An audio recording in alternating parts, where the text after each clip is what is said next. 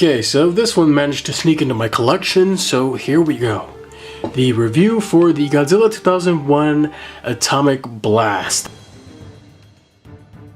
Okay, so in terms of articulation, let's take a look at what we have here. We got quite a bit, but not too much, of course. So, we have a ball joint at the head. He's able to move around, look up and down a bit. Definitely got to force him to look up a bit. It's a very stubborn joint, so in order to get him to look straight, definitely got to stress that joint, but don't stress it too much. The head might pop off. Hasn't happened to me, luckily enough. So, but you can move it side to side. Neck joint is also on a ball joint here. Swivel, as you can see. The mouth is on a hinge, as you would expect. Let's see, at a hinge and a swivel at the shoulders, so you can move up and down, in and out. Swivel at the forearms, ball jointed wrist, hinge at the fingers, so you can get some close-handed punches if you want. You got a ball joint at the abdominal section, so you could get him to turn around quite a bit, probably even do a 360 there. I'm not going to stress the joint, but trying to get him to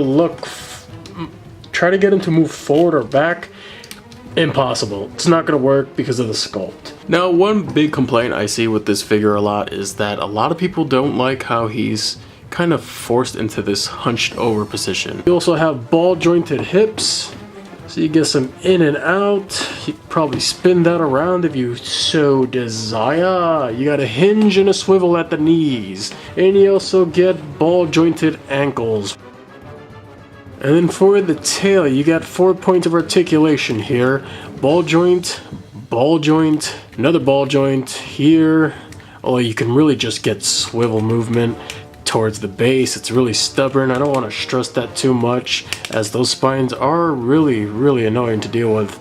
And at the very end of the tail, you get another ball joint where the last piece of the tail comes detached in the packaging, and it's also on a very stubborn bendy wire. So there you have all the points of articulation for the 2001 Atomic Blast GMK Godzilla from NECA. So what NECA tried to do here was create their own Spitfire version of their original release of the GMK Godzilla, and to some degree I feel they succeeded and failed. Equal parts. Big highlight of the figure, actually, I feel, is the spines, and I do like the soft rubbery plastic they used for them. They are translucent though.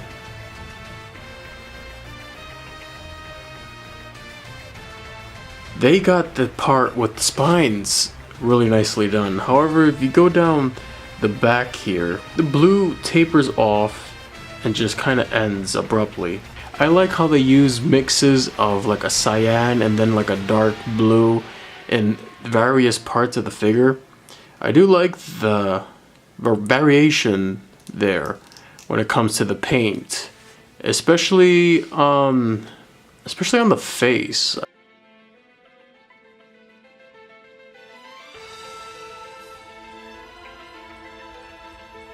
However,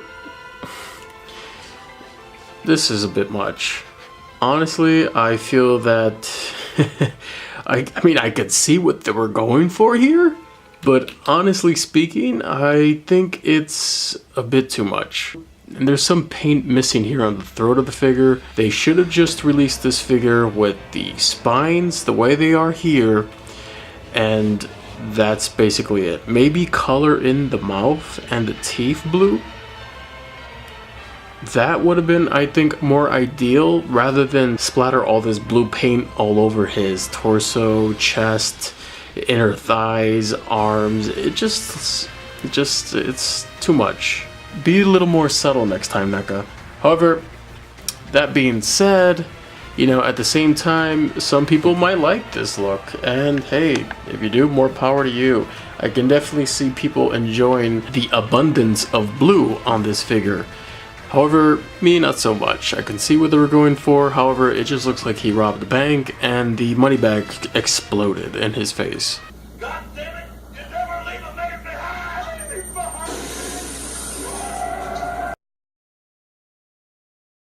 Now, at first, I didn't really like it too much. I felt that it was a bit too stylized, but it grew on me. And this figure has a nice heft to him, and I think that helps with it over time. I really do like it after all. However, it's not going to be Monster Arts good, but it's probably NECA's best sculpt yet.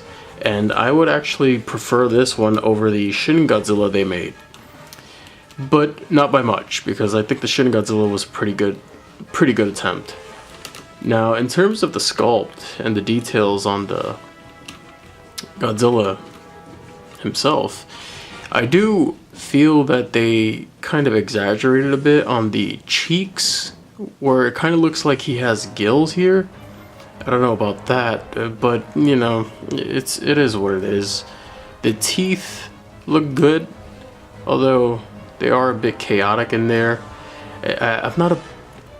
One thing I do not like with NECA is that their bottom jaws, that hinge there, it just does not work for me. The way it rotates, it just gives Godzilla like this massive looking underbite whenever his mouth is wide open. And this is something that's plagued some of their other releases too. I'm not a big fan of that. It definitely detracts from the accuracy. The claws are pretty sweet looking. They are pretty sharp, and I like that. The arms, pretty good. Although I do feel that his arms may be a bit too big.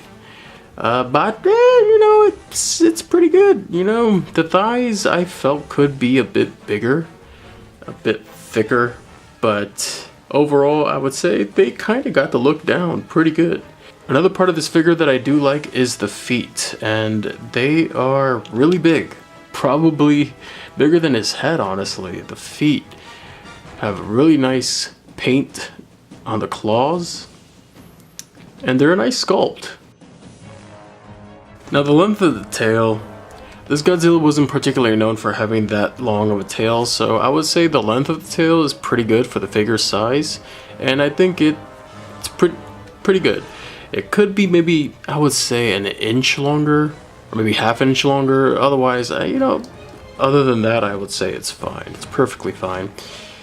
But overall, this guy is pretty sweet looking.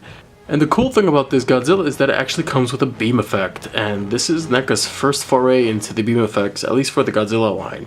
And I think it's a really cool beam effect. It's got that frosty white and translucent blue material that very similar to the dorsal fins on Godzilla.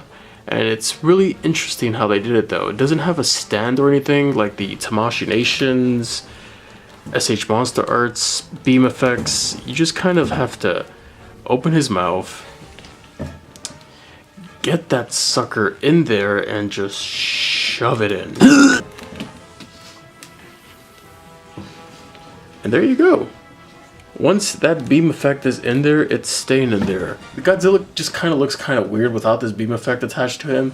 Other than that, it's a pretty cool beam effect, and you can use this beam effect for other releases, or maybe even some Monster Arts figures. So overall, I do like the stylized design that NECA stuck with since the original release. Sure, it does look somewhat close to suit accurate from certain angles, but it's not a complete mess sculpt-wise. The paint job, however, is completely subjective. While I can appreciate what they were going for here, I do feel like they overdid the blue paint on the body. What should have looked like a glow coming from the included beam effect just seems too extreme in this case. Looks to me like he ate one too many Smurfs than his stomach can handle. Aside from those negatives, the included beam effect is a great addition, and the paint job on the translucent dorsal fins are fantastic. If you missed out on the original release, try to track it down for a decent price. If not, and if you're like me and can't appreciate the concept despite the messy execution of said concept, then you'll get your money's worth with this re-release.